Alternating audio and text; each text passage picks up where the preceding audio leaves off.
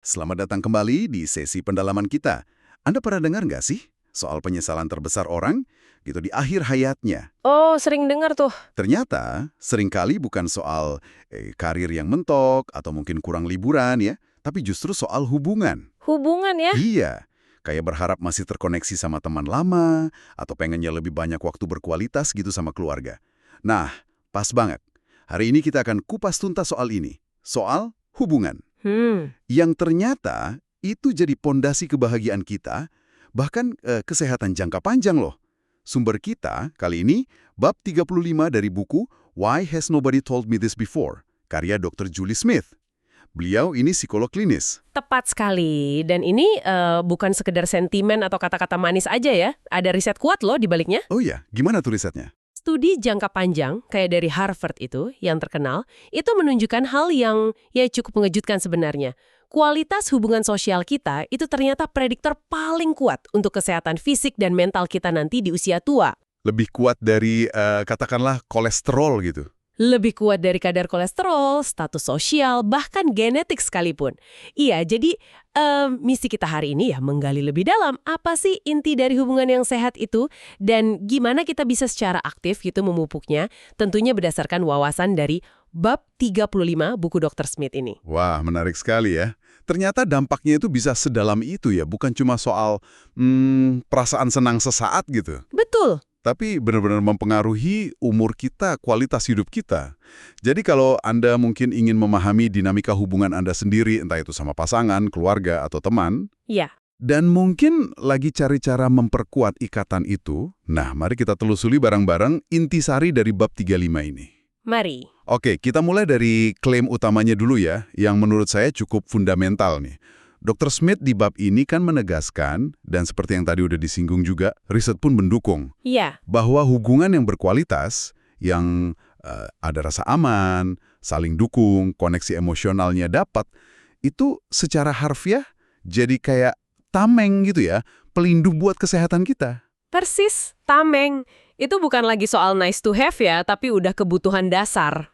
Kebutuhan dasar. Betul. Ini bukan kiasan loh. Kualitas hubungan kita itu benar-benar masuk ke biologi kita. Gimana tuh maksudnya masuk ke biologi? Ya, itu mempengaruhi respon stres kita, di level hormonal, sistem imun kita juga, bahkan katanya kecepatan penyembuhan luka. Serius? Sampai segitunya ya? Iya, sebaliknya hubungan yang buruk atau kalau kita terisolasi, itu justru jadi faktor resiko kesehatan yang signifikan. Katanya sih bisa setara kayak merokok atau obesitas dampaknya. Wow. Masalahnya yaitu tadi, seperti yang Dr. Smith soroti, kita tuh nggak pernah dapat semacam buku manual gitu ya, cara bangun dan ngerawat hubungan sehat ini pas lahir. Ya juga ya, nggak ada pelajarannya di sekolah. Nggak ada, kita mempelajarinya atau kadang gagal mempelajarinya lewat pengalaman hidup aja, dimulai dari interaksi kita yang paling awal sama pengasuh kita. Orang tua biasanya ya? Biasanya orang tua ya. Nah, pengalaman ini tuh membentuk semacam cetak biru atau template internal gitu tentang cara kita lihat diri sendiri, lihat orang lain, dan dunia hubungan secara umum. Oke. Nah, ini penting nih kayaknya. Sebelum kita lompat ke tips praktis, gimana caranya? Dr. Smith ngajak kita buat bongkar dulu beberapa mitos umum soal hubungan. Ah, iya, mitos-mitos ini. Yang justru sering bikin kita ngerasa gagal atau ya kejebak ekspektasi yang nggak realistis gitu. Betul banget. Mitos pertama nih, yang sering banget kita lihat di film atau dengar dari lagu. Kalau udah cinta sejati atau jodoh, ya harusnya semuanya mulus, gampang, bahagia selamanya. Ya, mitos happily ever after tanpa usaha ya. Ini aduh ngerusak banget sih menurut saya. Kenapa ngerusak? Ya, karena realitanya seperti yang Dr. Smith jelaskan dengan gamblang ya, hubungan jangka panjang yang sehat itu butuh usaha sadar. Usaha sadar. Iya, dan berkelanjutan dari dua belah pihak. Ibaratnya tuh bukan kayak naik mobil metik di jalan tol mulus, bukan. Tapi lebih kayak mendayung perahu bareng di sungainya dan kemauan buat terus belajar, terus adaptasi. Pasti bakal ada ombak, bakal ada momen harus berjuang lawan arus, bakal ada konflik. Itu pasti. Jadi konflik itu wajar ya? Wajar banget. Justru kemampuan buat memperbaiki perahu setelah badai gitu ya, untuk melakukan repair atau upaya perbaikan setelah konflik, nah itu justru tanda hubungan yang matang dan kuat.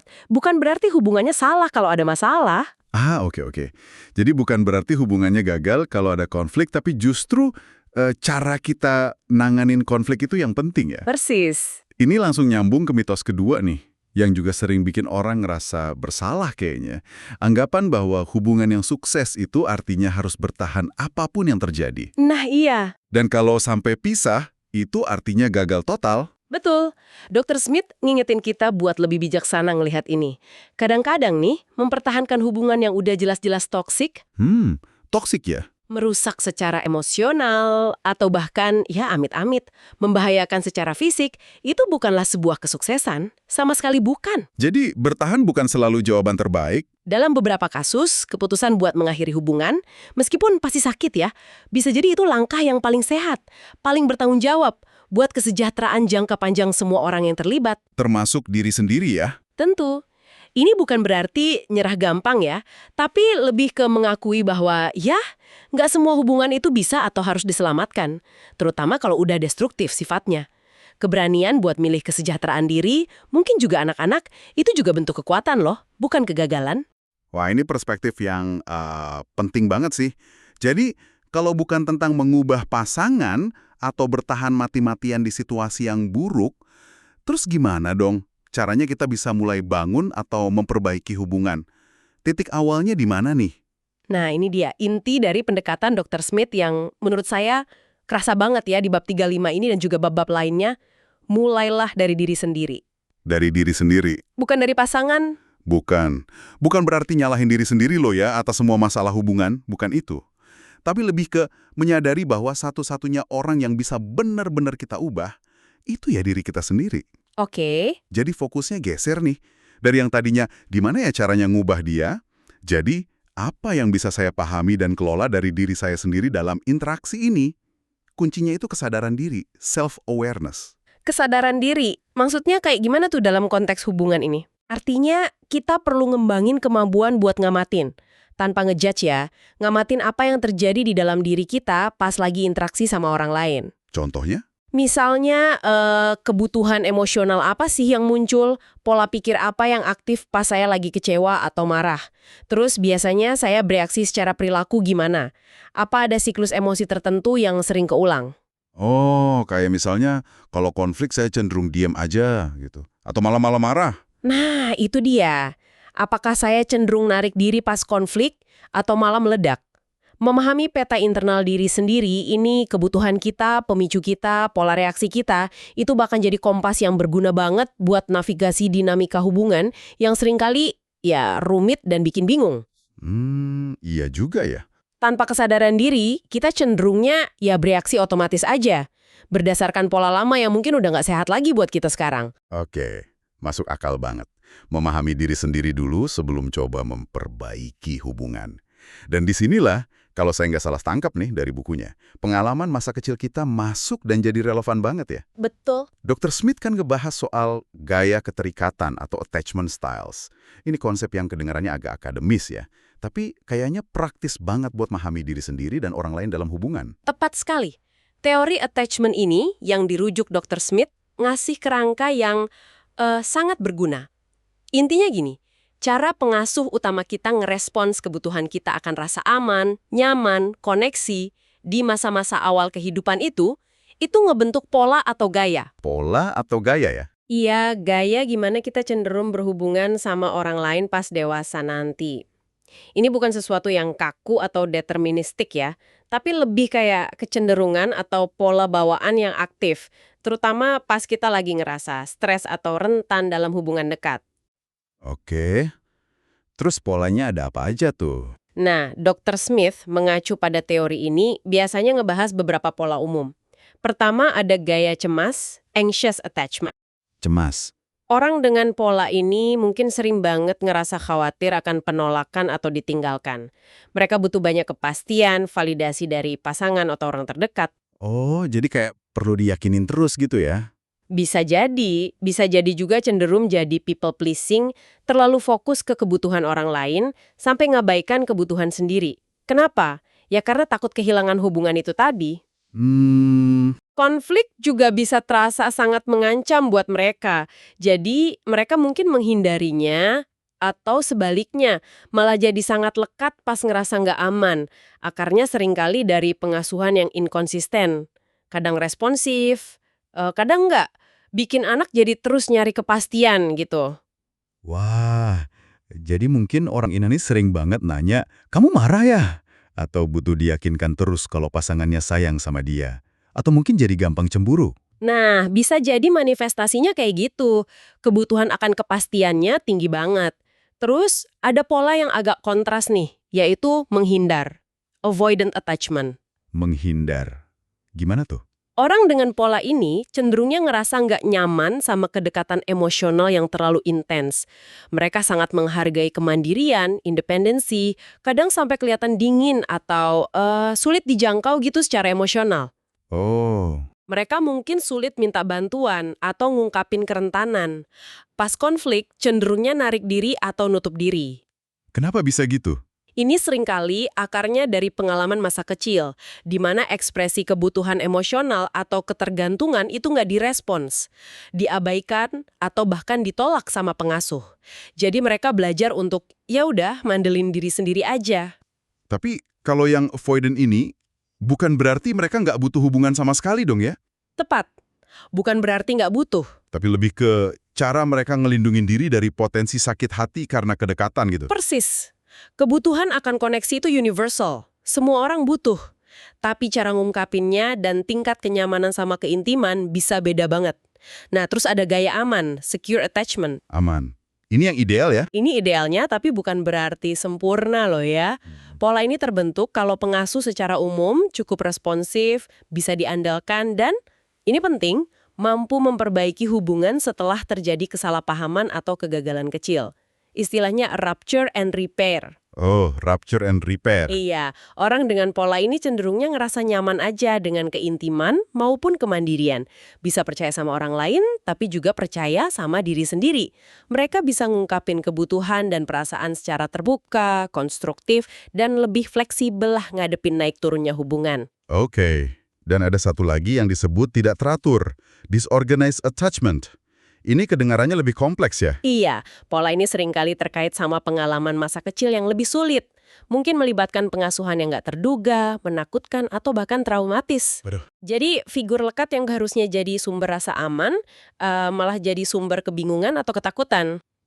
Akibatnya, pas dewasa, orang dengan pola ini bisa ngalamin kesulitan besar dalam mengatur emosi. Merasa sangat takut akan kedekatan, tapi sekaligus sangat mendambakannya. Jadi bingung ya? Iya, bisa nunjukin perilaku yang kelihatan kontradiktif dalam hubungan. Bisa bergantian antara sangat butuh, terus tiba-tiba ngedorong orang menjauh. Oke. Mendengar penjelasan ini rasanya jadi bisa sedikit memetakan gitu ya, pola-pola yang mungkin ada di diri sendiri atau orang-orang di sekitar kita. Tapi penting banget buat diingat seperti yang Dr. Smith tekankan juga, ini kan bukan label mati ya, bukan vonis. Penting banget buat digarisbawahi itu. Ini bukan label permanen, bukan kotak yang ngurung kita. Ini deskripsi pola yang terbentuk dari pengalaman. Kabar baiknya, Kabar baiknya otak kita itu plastis. Pola-pola ini bisa dipahami dan secara bertahap diubah. Lewat kesadaran diri, lewat pengalaman hubungan korektif, termasuk terapi kalau perlu, dan lewat usaha sadar buat milih respons yang beda. jadi ada harapan ya. Ada banget. Memahami gaya keterikatan kita dan mungkin pasangan kita tanpa ngejudge itu langkah awal yang sangat memberdayakan. Ini bantu kita ngerti kenapa sih kita atau mereka bereaksi dengan cara tertentu. Dan ini buka pintu buat lebih banyak welas asih, compassion, baik buat diri sendiri maupun orang lain. Oke, jadi langkah pertama tadi kesadaran diri termasuk memahami pola keterikatan kita. Nah, setelah kita punya pemahaman ini, gimana caranya kita bisa secara aktif gitu bangun koneksi yang lebih kuat dan sehat dalam hubungan sehari-hari? Dr. Smith kan nyinggung bahaya mematikan rasa atau ngehindarin emosi. Betul. Justru katanya kunci koneksi yang dalam itu adalah berani menghadap ke pasangan, terutama pas lagi sulit. Betul sekali. Istilahnya sering disebut turning towards, berpaling ke arah pasangan. Bukan turning away, berpaling menjauh, atau turning against, berbalik menyerang. Trending towards ya? Iya, ini konsep yang ditekankan banget sama peneliti hubungan kayak John Gottman dan Sue Johnson, yang karyanya sejalan lah sama pendekatan Dr. Smith. Nah, berdasarkan prinsip-prinsip ini, ada beberapa strategi praktis nih yang bisa kita latih. Apa aja tuh strateginya? Strategi pertama, ya balik lagi, kesadaran diri. Ini benar-benar fondasi. Latih kemampuan buat ngenalin apa yang Anda rasain, sensasi di tubuh, emosi, dan apa yang Anda butuhin saat ini dalam interaksi. Ngamatin diri sendiri lagi ya? Tapi lakukan dengan sikap penasaran dan welas asih. Bukan ngehakimin diri sendiri, kayak, kenapa sih aku cengeng banget? Tapi lebih ke, oh, aku merasa cemas sekarang karena butuh ditenangkan. Nah, memahami ini, itu langkah pertama sebelum bisa ngomongin ke orang lain. Oke. Terus strategi kedua? Strategi kedua, ini menarik. Responsif terhadap tawaran koneksi. Bids for connection. Istilah ini dipopulerkan oleh Sue Johnson. Tawaran koneksi maksudnya gimana tuh? Apakah harus selalu romantis gitu tawarannya? Enggak sama sekali. Tawaran ini seringkali sangat mikro, sangat sehari-hari. Contohnya? Bisa berupa komentar sambil lalu tentang sesuatu yang dilihat, wah lihat deh burung itu, atau desahan pas lagi ngerjain pekerjaan rumah, sentuhan ringan di lengan, atau sekedar pengen cerita singkat tentang hari itu. Oh, hal-hal kecil gitu ya? Nyadari tawaran ini dan meresponsnya secara positif. Respon positifnya gimana? Ya, meskipun cuma dengan kontak mata, anggukan, atau respons verbal singkat yang nunjukin Anda denger dan peduli. Kayak, oh ya, cerita dong gitu. Kalau kita ngabaikan atau nolak tawaran ini terus-terusan, itu bakal ngikis koneksi. Sebaliknya, kalau kita respons, itu bakal ngebangun rekening bank emosional yang positif. Rekening bank emosional. Oke, lanjut. Strategi ketiga. Strategi ketiga ini krusial pas konflik muncul. Menyampaikan keluhan dengan hormat. Konflik itu normal, tapi cara kita bertengkar itu nentuin kesehatan hubungan. Nah, ini nih. Gimana caranya? Dr. Smith, sejalan sama prinsip terapi perilaku kognitif, menekankan pentingnya bedain antara ngeritik perilaku spesifik dengan nyerang karakter orangnya. Bedanya gimana? Jadi bukan bilang, kamu egois banget sih nggak pernah mikirin aku, tapi lebih ke, aku merasa sedih dan gak dianggap penting waktu kamu kemarin membuat keputusan X tanpa diskusi denganku. Aku butuh merasa dilibatkan dalam keputusan yang menyangkut kita berdua. Oh, jadi fokus ke saya merasa gitu ya? Betul, fokus ke saya merasa dan kebutuhan Anda, bukan ngelabelin pasangan. Tujuannya kan bukan menang debat ya, tapi mencapai pemahaman bareng dan nyari solusi. Jadi pakai I statement ya. Fokus ke perasaan dan kebutuhan kita bukan nyalain. Nah, kalau udah terlanjur konflik nih, atau saling nyakitin gitu, gimana? Apa masih bisa diperbaiki? Nah, ini masuk ke strategi keempat, upaya perbaikan repairs. Ini kemampuan vital banget dalam hubungan jangka panjang. Setelah terjadi keretakan, entah itu salah paham, kata-kata kasar, atau tindakan yang nyakitin, prioritasnya adalah melakukan upaya sadar buat memperbaiki hubungan. Caranya gimana tuh memperbaiki? Bisa macam-macam bentuknya, minta maaf dengan tulus. Tulus ya, bukan basa-basi. Iya, tulus. Mengakui peran kita, bukan cuma bilang maaf kalau kamu tersinggung. Tunjukin empati ke perasaan pasangan. Pakai humor, kalau pas ya. Nawarin kompromi, atau sekedar negasin lagi komitmen ke hubungan. Kuncinya adalah kemauan dari kedua belah pihak buat kembali terhubung. Harus dua arah ya. Idealnya begitu. Dr. Smith juga ngingetin, nggak apa-apa kok ngambil jeda dulu time out kalau emosi lagi panas-panasnya, asal ada kesepakatan buat balik lagi ngebahasnya nanti pas kepala udah lebih dingin. Oke, jadi jeda bukan berarti lari ya. Bukan. Yang penting ada niat tulus buat memperbaiki, bukan ngebiarin keretakan jadi makin lebar. Balik lagi ke dasar, penerimaan, welas asih, cinta, dan rasa syukur. Jelas banget ya dari pembahasan bab 35 ini, hubungan itu emang bukan cuma bumbu kehidupan ya, tapi benar-benar bahan pokoknya, Fondasinya, mempengaruhi segalanya dari mood harian sampai kesehatan kita puluhan tahun ke depan. Dan kuncinya, seperti yang dijelasin Dr. Smith, banyak berawal dari dalam diri kita. betul. Kesadaran diri, memahami pola masa lalu kayak gaya keterikatan, terus secara aktif praktekin cara-cara interaksi yang lebih sehat, ngerespons tawaran koneksi, komunikasi dengan hormat, mau memperbaiki kalau ada masalah. Rasanya ini investasi yang berharga banget sih. Tepat. Dan penting buat diingat, ini tuh proses belajar seumur hidup. Nggak ada hubungan yang selesai atau sempurna. Nggak ada garis finish ya? Nggak ada. Setiap hari itu kesempatan baru buat milih bertindak selaras sama nilai-nilai hubungan yang Anda inginkan. Kesempatan buat milih berpaling ke arah orang yang Anda sayangi, bahkan pas lagi kerasa sulit.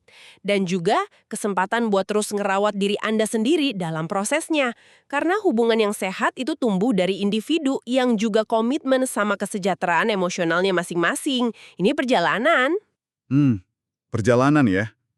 Nah, sebagai penutup nih, mungkin ini bisa jadi bahan refleksi ya buat Anda bawa setelah ini, mengingat betapa fundamentalnya dampak kualitas hubungan buat hidup Anda, seperti yang digarisbawahi oleh sains dan pengalaman klinis Dr. Smith di bab 35 ini. Iya. Kira-kira satu langkah kecil, apa sekecil apapun itu, yang bisa Anda ambil hari ini, buat secara sadar memelihara sebuah koneksi penting dalam hidup Anda. Mungkin dimulai dari coba memahami pola reaksi Anda sendiri sedikit lebih baik. Atau mungkin ngerespon sebuah tawaran koneksi kecil dari seseorang yang Anda sayangi.